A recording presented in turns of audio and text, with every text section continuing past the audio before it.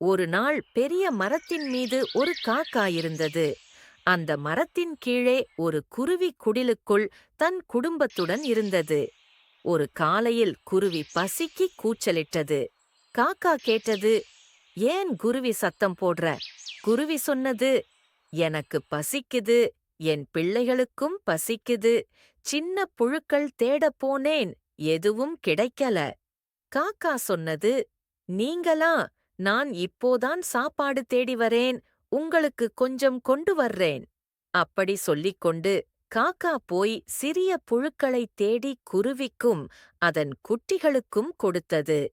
குருவி மிகவும் சந்தோஷமாக, நீங்க நல்ல நண்பர் காக்கா என்றது. அந்த நாள் முதல் காக்காவும் குருவியும் நெருங்கிய நண்பர்களாகிவிட்டனர்.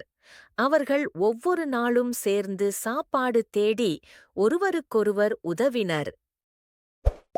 இந்த வீடியோ உங்களுக்கு பிடிச்சிருந்தா நம்ம சேனலை சப்ஸ்கிரைப் பண்ணி வச்சுக்கோங்க. அப்போ தான் நம்மளோட சேனலில் போடுற வீடியோ உடனுக்குடனே உங்கள் நோட்டிஃபிகேஷனாக வரும்.